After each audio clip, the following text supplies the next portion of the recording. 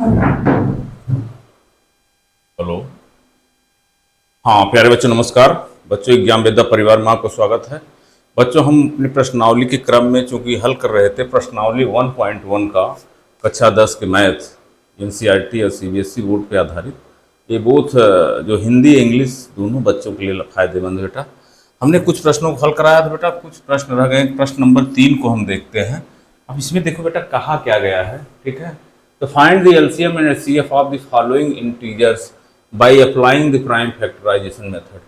यानी अभाज्य गुणनखंड मेथड का प्रयोग करके इसका एलसीएम और एचसीएफ हमको ज्ञात करना है, ठीक है। हमारे साथ पहला क्वेश्चन है बेटा, मैंने प्राइम फैक्टर के बारे में आपको बता दिया कि प्राइम फैक्टराइजेशन क्या होता है, जब हम उसके फैक्टर को प्राइम नंबर के रूप में लेते हैं।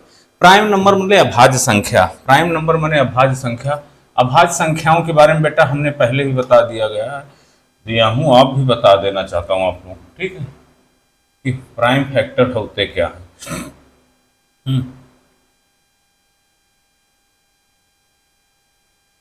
ठीक, देखो प्राइम फैक्टर मतलब होता है कि जो जिसके खंड जो है prime prime factor prime factor prime factors means अभाज्य संख्या, अभाज्य गुणनखंड, अभाज्य गुणनखंड। अभाज्य गुणनखंड होते क्या बेटा, जो अभाज्य संख्याओं के रूप में मिले हमें। अभाज्य संख्याएं क्या होती इसके बारे में पहले बता गया, एक बार बता देना चाहता हूं। अभाज्य संख्याएं वह संख्याएं होती हैं, अभाज्य संख्याएं या प्राइम नंबर, या प्राइम नंबर क्या होते हैं, जिसके वह नंबर जिसके केवल दो खंड हो बेटा, दो खंड हो मतलब दो से एक तो एक हो या वह स्वयं संख्या हो। बस एक को मैं जरूर शामिल करूंगा क्योंकि इससे कंफ्यूजन नहीं होगा। एक को लेने से चूंकि अगर बात आ गई कि एक क्या है, तो एक ना तो भाज्य संख्या है ना भाज्य संख्या। कई बार क्वेश्चन पूछे भी गए हैं कि बेटा एक क्या है, एक ना तो भाज्य संख्या ना भाज्य संख्या। तो यहाँ आ रही अभाज्य संख्या की बात। जैसे मान लेता हूँ दो, दो के कितने फैक्टर हुए, एक और दो हुआ। तीन, इसके कितने फैक्टर, एक और तीन हुआ। पाँच के कितने फैक्टर, एक और पाँच हुआ। सात कितने फैक्टर हुआ, एक और सात हुआ। कहने का मतलब वह संख्या है जिसके केवल दो फैक्टर हों, not more than two. It has only two factor, not more than two. केवल उसको दो फैक्टर हों तो that is called prime number, ठीक है। तो प्राइम नंबर पहले ही बता चुका हूँ, बार बार मैं याद कराऊंगा क्योंकि बच्चे भूल जाते हैं और उनका पिछली कक्षाओं में उनका कॉन्सेप्ट नहीं क्लियर होता है तो उनको कन्फ्यूजन क्रिएट होता है। तो ठीक है बेटा, हम चलते हैं अपने अपने सवाल पे चलते हैं कि हमको क्या करना है। इन सारे सवालों का प्राइम फैक्टर निकालना है, प्राइम फैक्टर निकाल करके हमको एलसीएम एचसीएफ ज्ञात करना है, ठीक है। अब हम देखते हैं, हमारा पहला सवाल है 12, 15 और 21। 12, 15 का 21 हम लिख देते हैं पहले यहाँ पर। ये 12 हुआ, ठीक है, ये 15 हुआ, ये है 21 हुआ। इसका हम प्राइम फैक्टर निकालते हैं बेटा। प्राइम फैक्टर निकालने का तरीका है, अगर ये संख्या चूंकि छोटी सी है कट जा रही है तो इसको निकालने में कोई दिक्कत नहीं, हम आसानी से निकाल लेंगे। हाँ, एक गुणे दो गुणे दो गुणे तीन निकाल सकते हो, ठीक है। इसको ऐसे भी लिख सकते हैं बेटा, एक into two power one into, अब इसको हम यहाँ जो है टू पावर टू लिख देंगे। क्या लिख देंगे, टू पावर टू। चलो फिर एक बार देखते हैं, 12, 15, 21। 12 का फैक्टर हम क्या लिख देंगे, इसे हम दो का दो बार लिख सकते हैं, दो गुणे दो गुणा तीन, या two power two into three लिख दीजिए। 15 का फैक्टर हम तीन गुणा पाँच लिख सकते हैं बेटा, इसको हम थ्री गुणे फाइव लिख देते हैं। होगा 21 का फैक्टर बेटा हम थ्री गुणे सेवन लिख सकते हैं, इसे हम थ्री इंटू सेवन लिख देते हैं, ठीक है। अब हमको एलसीएम इसमें एक एक पावर लगा दीजिए क्योंकि एक नियम है, लगा देते हैं। अब हम इसको एचसीएफ लेंगे। एचसीएफ मैंने बताया बेटा, एचसीएफ क्या होता है, जो दोनों में कॉमन हो। दोनों में कौन सी संख्या जो सब में उपलब्ध है। मान ले हम देख रहे हैं तीन जो है सब में उपलब्ध है, थ्री सब में, it is find in all factors you can say. तो by this way you can say three is the HCF of this question. अब एचसीएफ इसका क्या हो जाएगा, तीन हो जाएगा, क्योंकि तीन बेटा हर जगह उपस्थित है। तीन यहाँ भी उपस्थित है, 3 यहाँ भी उपस्थित है, 3 यहाँ भी उपस्थित है, इसका HCF क्या हो जाएगा, 3 हो जाएगा। एलसीएम क्या होगा बेटा, एलसीएम की बात जब आती है, एलसीएम क्या होगा, एलसीएम का मतलब ये होता है बेटा कि सारे फैक्टर में जो सबसे बड़ा घात हो उसको उतार लीजिए, वही एलसीएम हो जाएगा। सारे फैक्टर मतलब ग्रुप के फैक्टर को निकालना है सारे में। अब हम देते हैं कि 2 का सबसे अधिक पावर वाला फैक्टर्स क्या है, तो 2 का सबसे अधिक पावर की बात देखते हैं। तो 2 का सबसे अधिक पावर हमारे पास, 2 का सबसे अधिक पावर हमारे पास क्या मिलता है, 2 का सबसे अधिक पावर 2 घात 2 मिलता है, ठीक। फिर उसके बाद 3 का सबसे अधिक पावर, 3 पावर 1, 3 पावर 1, 3 पावर 1, 3 ही मिला। उसके बाद 5 का सबसे अधिक पावर बेटा 5 पावर 1 है, ठीक है, 5 पावर 1, 5 पावर 1। 7 का सबसे अधिक पावर बेटा 7 पावर 1। इसका सब मल्टीप्लाई कर देंगे बेटा। इसका जब हम मल्टीप्लाई कर देते हैं तो हमको मिलता क्या है, इसका जब मल्टीप्लाई कर देते हैं तो हमको क्या मिलता है, हाँ, ये 2 दूना 4 इंटू 3 इंटू 5 इंटू 7। अगर फिर मल्टीप्लाई करेंगे तो क्या मिला, 4 3 12, 5 60, 6 42, 4 3 जा 12, 12 3 जा 60, 60 7 420, 420। हमको एलसीएम क्या मिला बेटा, एलसीएम हमको क्या मिला, ठीक है, एलसीएम हमको क्या मिल गया, एलसीएम हमको 420 मिला। और एचसीएफ क्या मिला बेटा, एचसीएफ हमको 3 मिला, ठीक है। यही हमको ज्ञात करना था, ठीक। अब हम नेक्स्ट सवाल पे चलते हैं बेटा। ये पहला सवाल आपका हो गया, ठीक है, ये हमारा सवाल पहला हो गया। दूसरे सवाल पे हम चलते हैं इसी तरह बेटा, ठीक, ये हो गया। दूसरा सवाल हम लेते हैं 17, 23 और 29। इसका फैक्टराइजेशन करेंगे बेटा तो देख लो, चूंकि ये सारी प्राइम नंबर है, ये सारी संख्याएं अभाज्य संख्याएं हैं, ये अभाज्य संख्याएं हैं जिनका फैक्टराइजेशन अलग अलग हो नहीं पाएगा, तो डायरेक्ट हम इनको फैक्टराइज कर लेते हैं। आप जानते हैं कि अभाज्य संख्याएं के देखो 2 फैक्टर होते हैं। पहला फैक्टर तो 1 हुआ, 1 इंटू 71, ठीक, इसका 1 इंटू 23 पावर 1, इसका 1 इंटू 29 पावर 1। अब बेटा जब हम इसका HCF निकालते हैं लाला, जब इसका HCF निकालते हैं बाबू, जब इसका HCF हम निकालने जाएंगे तो क्या कॉमन है तीनों में, हम देख रहे हैं तीनों में 1 कॉमन है, HCF हो गया 1, HCF क्या हो गया बेटा 1 हो गया मेरा। LCM जब निकालने जाएंगे तो बेटा एक बात ध्यान रखने लाला, एक बात ध्यान रखना बाबू, अगर संख्याएं अभाज्य संख्याएं हैं, कई संख्याएं अभाज्य संख्याएं हैं, तो उनका LCM हमेशा प्रोडक्ट ऑफ दैट नंबर्स होता है, मतलब उन संख्याओं का गुणनफल ही LCM हो जाता है। कहने मतलब ये सारी संख्याएं 17, ठीक है, इंटू 23 इंटू 29, ये अभाज्य संख्याएं हैं, ये सारी संख्याएं अभाज्य संख्याएं हैं, इसलिए इनका LCM क्या हो जाएगा, इन्हीं का फैक्टर हो जाएगा बेटा, ठीक है, इन्हीं का फैक्टर हो जाएगा। तो फैक्टर निकालेंगे 7 त्रिक 21, 7 त्रिक 21, इस तरीके से बेटा 7 त्रिक 21, तो हमको 11,000, 7 त्रिक 11,339 इसका LCM मिलेगा, ठीक है। क्या मिलेगा बेटा, 11,339, ठीक है। HCF हमको क्या मिला बेटा 1, यानी HCF हमको बेटा 1 प्राप्त हुआ, ठीक है। LCM हमको क्या बेटा मिला, HCM 11,339, ठीक। इस तरीके से हमने सवाल को आसानी से हल कर लिया। इसी प्रकार तीसरा क्वेश्चन देखते हैं बेटा, इसके प्रकार हम तीसरा क्वेश्चन देखते हैं लाला। तीसरा क्वेश्चन देखो, ये तो हमारा सेकंड हो गया, ठीक, ये हमारा फर्स्ट था, ये हमारा फर्स्ट था, अब थर्ड आ गया। ये थर्ड क्वेश्चन हम देखते हैं। थर्ड क्वेश्चन की बात बेटा तो हम लिख देते हैं 8, 8 का जब हम खंड करने जाएंगे बेटा क्या लिख सकते हैं, इसको लिख सकते हैं 2 इंटू 2 इंटू 2, अर्थात इसे 2 पावर 3 लिख देंगे, ठीक है। उसके बाद 9 का खंड करेंगे बेटा हम क्या लिख देंगे, 3 इंटू 3, अर्थात 3 पावर 2 लिख देंगे, ठीक है। उसके बाद 25 का खंड करने जाएंगे बेटा हम क्या लिख देंगे, हाँ, 5 इंटू 5 या इक्वल टू 5, स्क्वायर लिख देंगे। ठीक है, अब हम यहाँ और एक बात देख सकते हैं बेटा, अगर यहाँ की बात देखें, इसको हम चाहें तो 2^3 के रूप में, या 3^1 के रूप में, या 5/2 के रूप में लिख सकते हैं। अब यहाँ हमको एलसीएम निकालना हुआ बेटा, तो हम क्या करेंगे, एलसीएम निकालना हुआ हमको। ठीक है, पहले एचसीएफ देखेंगे।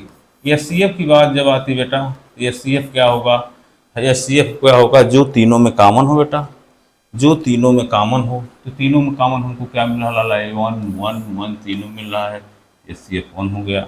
एलसीएम क्या होगा बेटा, एचसीएम हम देखते हैं कि 2 की सबसे अधिक पावर 2^3 हुआ। ठीक है, 2^3 हुआ। फिर 3 की सबसे अधिक पावर 3^2 हुआ। ठीक है, उसके बाद 5 की सबसे अधिक पावर 5^2 हुआ, 5/2 हुआ। By this way you can multiply it in this way. जब मल्टीप्लाई करते हैं हम तो क्या मिलता है, 2^3, 2 दूना 4 दूनी 8 हो जाएगा। ठीक है, 3^3, 3 3 का 9 हो जाएगा, ये 5 25 हो जाएगा। जब हम देखते हैं बेटा इसका प्रोडक्ट हमको क्या मिलेगा, इसका प्रोडक्ट हमको क्या मिल रहा है लाला, इसका प्रोडक्ट मेरे बाबू हमको क्या मिलता है, इसका जब प्रोडक्ट हम देखते हैं तो बेटा इसका प्रोडक्ट हमको 25 8 200, 25 8 जा 200 इंटू 9 यानी 18। ठीक है, तो हमको एलसीएम क्या मिल गया लाल, एलसीएम मिल गया बेटा हमको 1800। ठीक है, एचसीएफ क्या मिल गया लाला हमको, एचसीएफ 1 मिल गया। देखिए हमने सफल कर लिया सवाल को, आसानी से सवाल हल हो गया। ठीक है, हमारा कॉन्सेप्ट भी क्लियर हो गया, सवाल भी हल हो गया। ठीक है, अब हम बेटा नेक्स्ट सवाल पर चलते हैं अपने। और इस तरीके से हम लोग प्रैक्टिस करते हुए नेक्स्ट सवाल पर चलते हैं। ठीक है, अब नेक्स्ट सवाल हमारा क्या है बेटा, देखिए। देखिए बेटा, एक सवाल हमको दिया गया है कि given that HCF 306 656 equal to 9, find the LCM 306 657। देखिए इसमें कुछ बच्चों को कंफ्यूज होता है कि ब्रैकेट में क्या लिखा गया है। ब्रैकेट मतलब पहली संख्या लिखी बेटा, ये पहली संख्या है, ये दूसरी संख्या है, इनका एचसीएफ 9 है, मतलब ये पहली संख्या, ये first number, this is second number, it is first number, it is first number, ये फर्स्ट नंबर है, ये पहली संख्या है, ये फर्स्ट नंबर है। ठीक है, ये सेकंड नंबर है, ये क्या बेटा, सेकंड नंबर है। हाँ, जिसका एचसीएफ बेटा 9 है, इसका एचसीएफ क्या है लाला, 9 है। ठीक है, इसका एचसीएफ 9 है, मतलब दिया गया है कि एचसीएफ 306 657 यानी 306 और 657, 306 और 657 का एचसीएफ 9 मिलता है।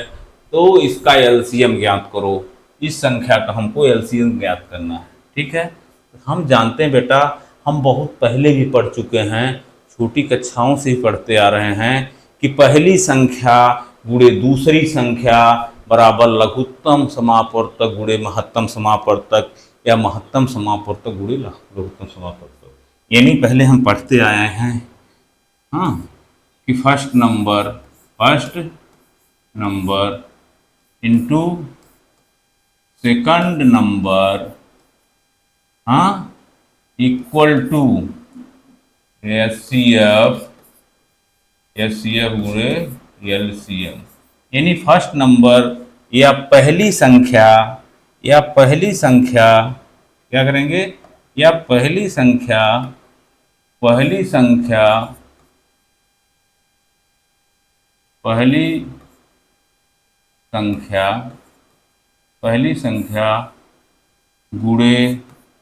दूसरी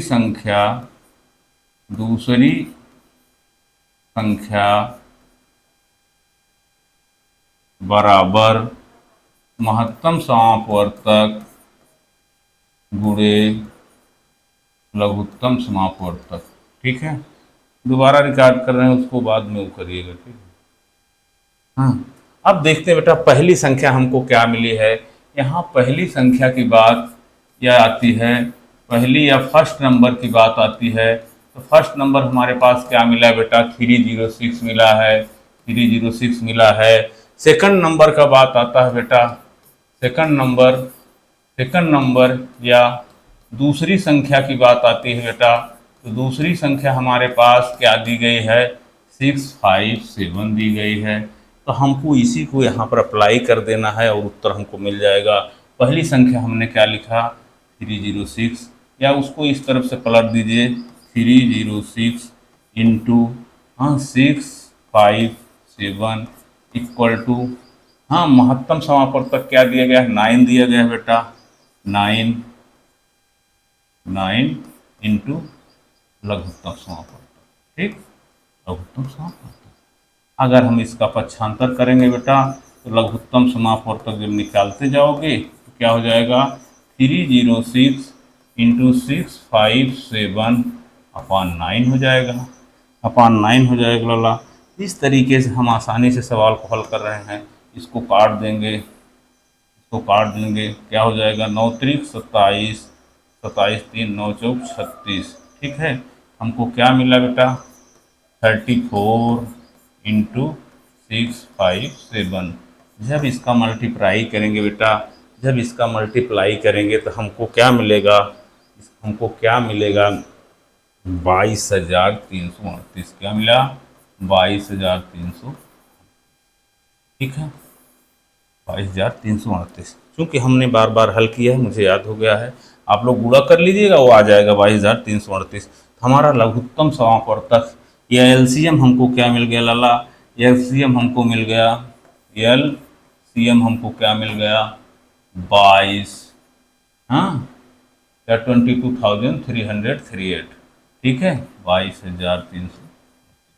इस तरीके से हमको आसानी से मेरा उत्तर प्राप्त हो गया, ठीक है, आसानी से हमको मेरा उत्तर प्राप्त हो गया, ठीक। अब अपने नेक्स्ट सवाल पर हम चलते हैं।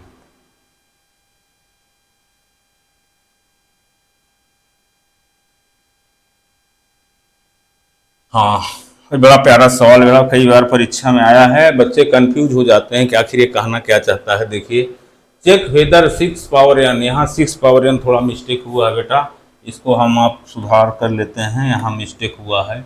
इस 6 पावर n की बात कही गई है, इस 6 पावर n की बात कही गई है। Can and with digit 0 for any natural number n। जांच करें क्या किसी भी प्राकृतिक संख्या n के लिए 6 पावर n, यहाँ क्या बात है, 6 पावर n, ये कहना क्या चाह रहा है, पहले इस प्रश्न को समझ लेते हैं।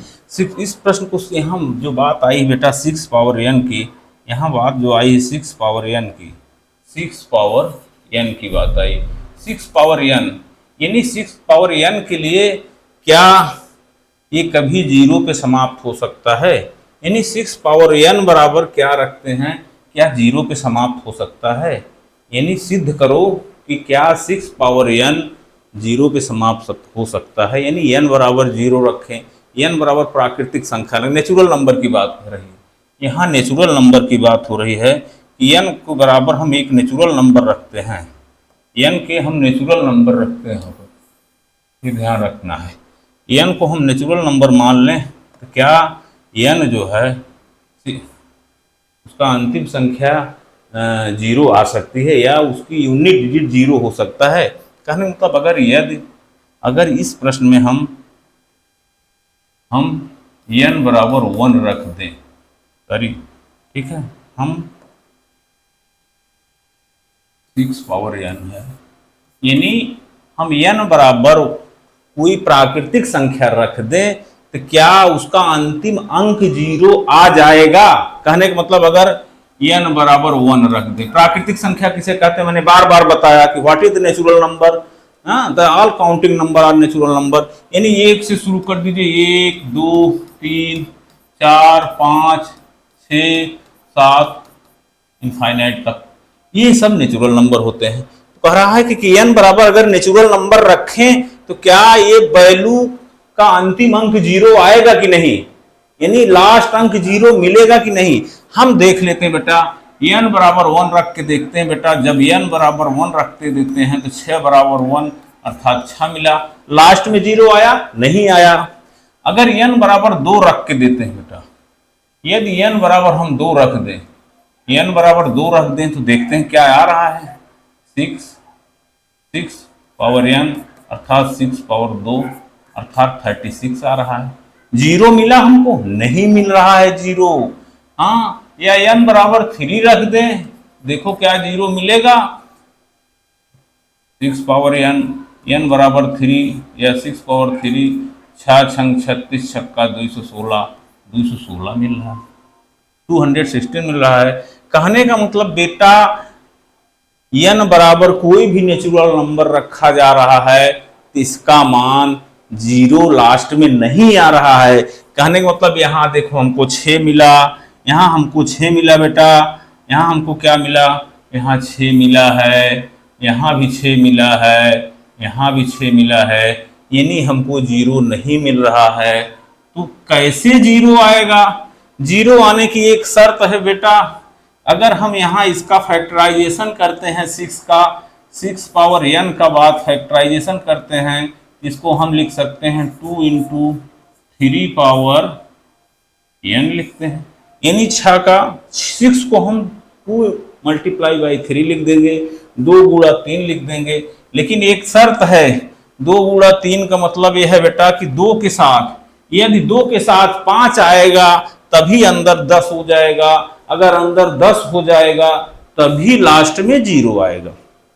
यानी कहने का मतलब 6 पावर n को जीरो बनाने के लिए, 6 पावर n को जीरो अंतिम अंक बनाने के लिए, अंतिम अंक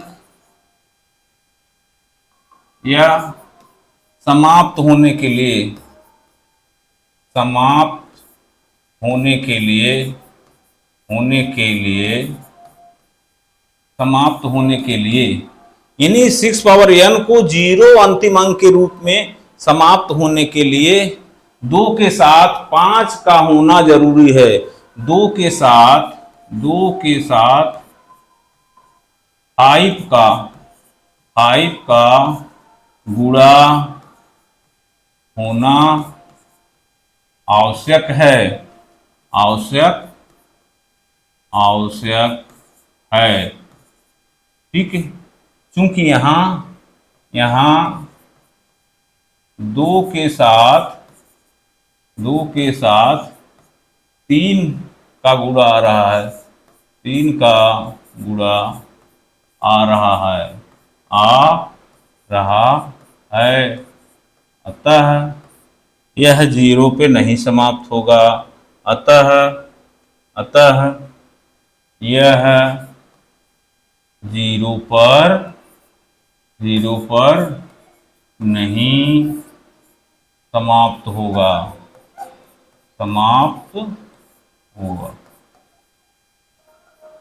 जीरो पर नहीं समाप्त। कहने का मतलब इसका अंतिम अंक जीरो नहीं आएगा बेटा। हमको यही करना है कि क्या किसी भी प्राकृतिक संख्या n के लिए 6 पावर n अंक जीरो पर समाप्त हो सकता है? नहीं समाप्त हो सकता, नहीं समाप्त हो सकता। इसका रीजन क्या लिखेंगे आप? रीजन ये दे देना है कि n बराबर अगर वो 1 रखते हैं तो 6 आता है, n बराबर 2 रखते हैं तो 36 आता है, n बराबर 3 रखते हैं तो 216 आता है। जबकि इसका अंतिम अंक 6 आ रहा है, इधर भी 6 आ रहा है, इधर भी 6 आ रहा है। जब इस टाइप की समस्या है तो बेटा हमको जीरो पे समाप्त होने के लिए 2 के साथ 5 का गुणा जरूरी है। अगर 2 के साथ 5 का गुणा नहीं है, 2 के साथ 5 का गुणा नहीं है तो जीरो नहीं होगा। क्योंकि अगर 2 के साथ 5 का गुणा करते हो तो 10 आ जाता है। 10 अगर लास्ट में है तो किसी भी संख्या को चाहे जितनी बार लिखिए, लास्ट में जीरो है तो उसका अंत भी जीरो से ही होगा। तो यहाँ हम यही लिख देंगे कि 2 के साथ 5 का गुणा होना आवश्यक है। यहाँ 2 के साथ 3 है, अगर 6 को देखते हैं तो 2 के साथ 3 आ रहा है। अब 6 का गुणा चाहे जितनी बार भी किया जाए, चाहे जो भी पावर लगा दिया जाए, उसका अंतिम अंक 6 पर ही समाप्त होगा। ठीक है, एक कंडीशन है। कि 6 का मल्टीप्लाई चाहे जितने भी कर दिया या 6 छंग 36 छक्का छक्का छक्का 36 छक्का छक छक छक छक करते चले जाइए, 6 ही मिलना है। इसलिए हम यहाँ कह देंगे कि 2 के साथ 3 का गुणा आ रहा है, यह 0 पर नहीं समाप्त होगा। Concept clear? प्रश्न का मैटर यही था कि यहाँ 6 पावर n होना चाहिए, हैं? ये 0 पे समाप्त नहीं होगा। ठीक है बेटा, ध्यान देना। अब हम अपने नेक्स्ट सवाल से, अब हमको 61वां सवाल, प्यारा सवाल बेटा आ गया। ये बहुत अच्छा सवाल है। यहाँ सवाल समझने के पहले हम आपको जो है, हम आपको यहाँ जो बात कही जा रही है, पहले सवाल को पढ़ते हैं। क्या कहा जा रहा है? एक्सप्लेन माने वर्णन करो। Why 7 into 11 into 13 plus 13 and 7 into 6 into 5 into 4 into 3 into 2 into 1 plus 5 are composite number. सबसे पहले बेटा मैंने आपको बताया था कि कंपोजिट नंबर किसको कहते हैं। मैंने पहले लेक्चर में जाके देख लेना है। कंपोजिट नंबर माने भाज्य संख्याएं। यहाँ बात आती है बेटा भाज्य संख्याओं की, यहाँ भाज्य संख्याओं की बात आती है। ठीक है, ये वो बात लिखी गई है कंपोजिट नंबर। कंपोजिट नंबर माने भाज्य संख्याओं की बात करते हैं। तो बताना है कि 7 गुणे 11 गुणे 13 प्लस 13 यानी 7 इंटू 11 इंटू 13 प्लस 13 और 7 into 6 into 5 into 4 into 3 into 2 into 1 plus 5 भाज्य संख्याएं क्यों हैं? इसको समझने के पहले हम पहले समझ लेते हैं कि भाज्य संख्याएं किसको कहते हैं बेटा, तब अच्छी तरह। भाज्य या कंपोजिट नंबर, या अंग्रेजी में बोलते हैं कंपोजिट नंबर। इंग्लिश मीडियम वाले बेटे ध्यान दें, कंपोजिट नंबर। भाज्य संख्याएं किसको कहते हैं? अभी देखिए बहुत बड़ा कंफ्यूजन लोगों के अंदर है। मैंने देखा इंटर तक या बीए तक लड़के कर लिए हैं, ग्रेजुएशन कर लिए हैं, उनको आज तक कंपोजिट नंबर का कंफर्मेशन नहीं है। पढ़ते चले गए हैं किसी तरह डिग्री लेकर के। अगर भाज्य संख्या की बात आती तो कहते हैं 2 से भाग 2 भाग की संख्या हो जाएगी। भाज्य संख्या नहीं बेटा, भाज्य संख्याएं वे संख्याएं हैं जिनके कम से कम 3 फैक्टर हों। जिनके कम से कम 3 फैक्टर हो। क्या हो? कम से कम 3 फैक्टर होने चाहिए, 3 खंड हों, कम से कम 3 फैक्टर हों। ठीक है, कम से कम 3 फैक्टर हों, यानी 3 गुणनखंड होने चाहिए जिसमें एक भी शामिल होगा। जैसे मान लीजिए सबसे छोटी भाज्य संख्या कौन है? तो सबसे छोटी भाज्य संख्या बेटा 4 होती है। देखो 4 के कितने खंड होते हैं? जब 4 की बात आती है, 4 किससे किससे, खंड क्या होता है कि ये किससे किससे कटेगा, यहाँ एक किससे किससे कटेगा, 1 से भी कट जाएगा 4, 2 से भी कट जाएगा, 4 से भी कट जाएगा। जिसके 3 से कम फैक्टर हैं वो अभाज्य संख्या हो जाएगी। जिसके 3 या 3 से अधिक, 3 or more, you can say 3 or more, it is 3 or more factor, that will be composite number. वो मतलब भाज्य संख्या कही जाएगी। 4 हुआ, उसके बाद आता है 6 भी भाज्य संख्या हुआ। 1 से कटेगी, 2 से कटेगी, 3 से कटेगा, 6 से कटेगा।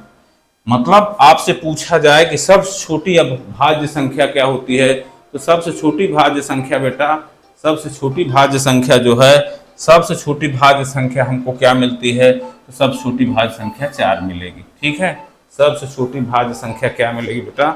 सबसे छोटी भाज्य संख्या हमको 4 मिलेगी। ठीक है, अब हम इसको हल करते हैं। भाज्य संख्या कंसेप्ट मालूम हो गया, कम से कम 3 फैक्टर होने चाहिए जिसमें पहला फैक्टर 1 रहेगा। 1 से अधिक और सारे फैक्टर हो, कोई दिक्कत नहीं। अब हम सवाल पे चलते हैं। अब सवाल पे हम चलते हैं। जब यहाँ सवाल की बात आती है बेटा, सवाल की बात आती है लाला, हम देखते हैं, पहला लिखते हैं 7 इंटू 11 इंटू 13 प्लस 13। ठीक है, इसमें बेटा 2 खंड है, अभी तक इसमें 2 खंड दिए गए हैं। ठीक है, इनमें हम देखते हैं बेटा, तो इसमें देखिए इस खंड में से, इस खंड में, हाँ इस खंड में, इस एक भाग इसका ए है, एक भाग इसका ए है। तो जब देखते हैं तो अगर इसमें देखते हैं इस भाग से और इस भाग में, 13 दोनों में कॉमन है, यानी 13, 13 यहाँ भी है 13 यहाँ है, तो हम क्या करेंगे बेटा, यहाँ 13 कॉमन ले लेंगे। जब 13 हम कॉमन ले लिए बेटा, यहाँ 13 13 कट जाएगा, यहाँ क्या बचेगा 7 इंटू 11, 13 से 13 कटा 1 मिलेगा, 13 से 13 डिवाइड हो गया हमको 1 मिलेगा। ठीक है, इस तरीके से हमको क्या मिला बेटा, इसको फिर 13 इंटू, अब यहाँ जब इसको करते हैं तो 11 सत्ते 77 प्लस 1, ठीक, या इसे 77 एक 78 लिख सकते हो, 13 इंटू 78। अगर इसे अलग अलग फैक्टर में लिख देंगे तो 1 भी कर सकते हो, 1 इंटू 13 इंटू 78। मैंने अभी कंपोजिट नंबर की परिभाषा क्या बताया है कि जिसको 3 फैक्टर हों, जिसके कम से कम 3 फैक्टर हों वो कंपोजिट नंबर होती है। तो बेटा इसके कम से कम 3 फैक्टर हो गए कि नहीं, इसके कम से कम 3 फैक्टर हो गए कि नहीं, इसलिए ये कंपोजिट नंबर हुई। ये कंपोजिट नंबर हो गई ना, कि भाज्य संख्या क्यों है, क्योंकि इसके 3 फैक्टर हैं। रीजन लिख दो, क्योंकि भाज्य संख्या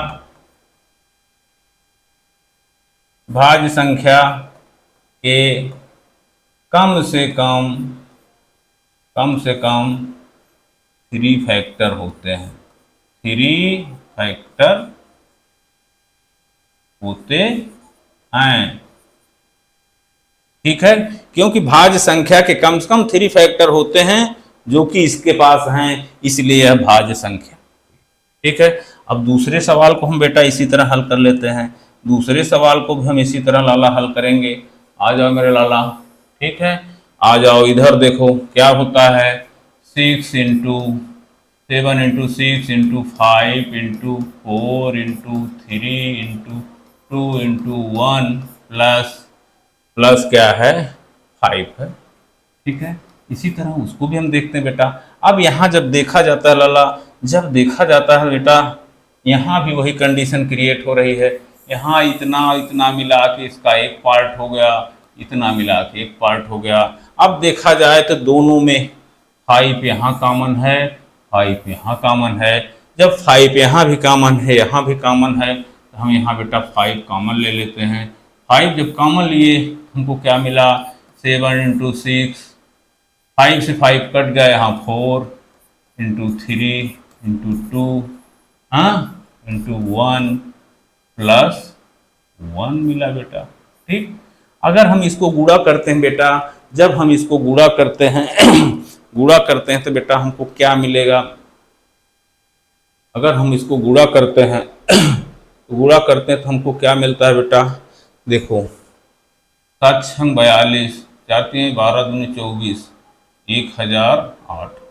इसमें 5 इंटू इसका जब पूरेंगे तो 1008 आएगा, 1008 प्लस 1 है, 1008 प्लस 1, तो 5 इंटू 1 से 1 गुणो 1009।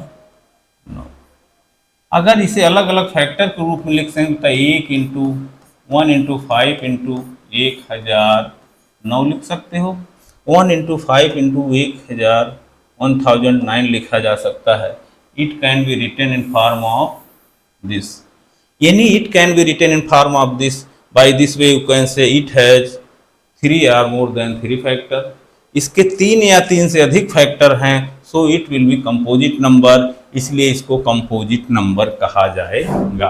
क्योंकि इसको 3 या 3 फैक्टर हैं, इसलिए इसको कंपोजिट नंबर कहा जाएगा। इसके 3 खंड हैं, तो रीजन यही लिख दोगे, क्योंकि इसके 3 फैक्टर हैं, इसलिए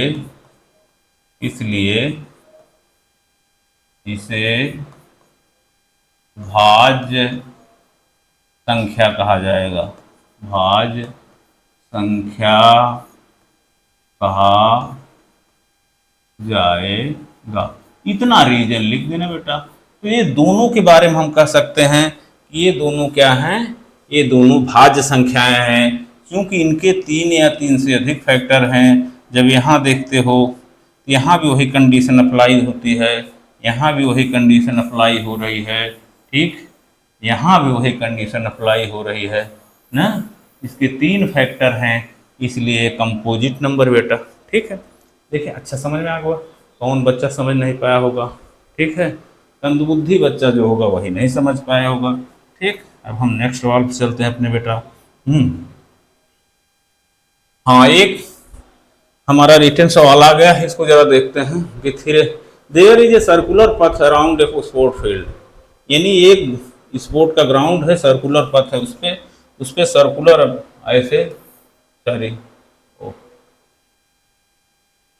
उस पे सर्कुलर पथ है बेटा, एक सर्कुलर पथ है हमारा, ऐसे सर्कुलर वृत्ताकार पथ है, वृत्ताकार पथ है उस पे, ठीक है। Sonia take 18 minute to drive on road on this field, यानी सोनिया जो है इस फील्ड का एक चक्कर लगाने में 18 मिनट लेती है। ये सोनिया मैडम है, ठीक है, ये सोनिया मैडम है, ये सोनिया मैडम है, ये कितना लेती हैं 18 मिनट, ठीक है। ये सोनिया मैडम 18 मिनट इसको राउंड करने में लेती हैं, उसके बाद रवि 12 मिनट इसको राउंड करने में लेता है, ठीक है। ये मतलब सोनिया जी आगे हैं, सोनिया जी आगे दौड़ रही हैं, रवि जी पीछे दौड़ रहे हैं, ठीक है। यहाँ हमारे रवि महोदय हैं, रवि भैया भी हैं, रवि भैया भी हैं, रवि भैया भी दौड़ रहे हैं, रवि भैया भी 12 मिनट लगा रहे हैं, कितना 12 मिनट, रवि 12 मिनट लगा रहे हैं, सोनिया 18 मिनट लगा रही हैं इसका चक्कर लगाने में। इसमें बात ये हो रही है बेटा, जब दोनों एक बिंदु से एक ही समय दौड़ते हैं, मान लीजिए इस बिंदु से लोग स्टार्ट करते हैं, इस बिंदु से एक स्टार्ट करते हैं, ये बिंदु है वो, ठीक है, इस बिंदु से स्टार्ट कर रहे हैं, इस बिंदु का नाम क्या है, वो है, इस बिंदु का नाम बेटा वो है, ठीक, इस बिंदु से स्टार्ट कर रहे हैं, तो कब एक ही दिशा में चलते हुए कितने मिनट बाद वो लोग मिलेंगे। देखो बेटा, इसका सबसे अच्छा नियम है कि इसका हम एलसीएम निकाल लेंगे दोनों संख्याओं का एलसीएम जब हम निकाल लेंगे तो हमको मालूम हो जाएगा कि कितने मिनट बाद दोनों मिलेंगे। हमको क्या करना है, 18 का 18 और 12 का एलसीएम ज्ञात करना है, इसका फैक्टराइजेशन करेंगे प्राइम फैक्टर के रूप में, प्राइम फैक्टर के रूप में क्या करेंगे, 2 दूना 2 तिहाई 6 3 18, या इसको हम लिख सकते हैं, इसको हम क्या लिख देंगे बेटा, इसको लिख देंगे 2 पावर n 2 3 पावर 2 लिख देंगे, क्योंकि 3 2 बार आया है, फिर 2 टाइम्स आया है तो हम 3 2 बार लिख देंगे। इसका भी लिख देंगे 2 दूनी 4 तिहाई 12, ठीक है। इसमें भी देखेंगे बेटा, इसको भी लिख देंगे 2 पावर 2 इंटू 3 लिख सकते हैं। जब एलसीएफ या सीएफ की बात आती है बेटा, एलसीएम की, अगर हम यहाँ एलसीएम निकालने जाते हैं लल्ला एक्स, जब एलसीएम हम निकालने जाते हैं हम देखते हैं, ठीक है, हम एलसीएम निकाल ले लेंगे। एलसीएम जब निकालते हैं बेटा तो क्या मिलेगा हमको, एलसीएम हमको क्या मिलेगा। अब इसमें टोटल में देखते हैं बेटा, तो 2 की पावर 2 सबसे बड़ा घात है तो 2 पावर की 2 उतार लीजिए, ठीक है। इसमें देखते हैं 3 की पावर 3 सबसे बड़ा घात है, 3 पावर 3 उतार लिए, 3 पावर 2 उतार लिए।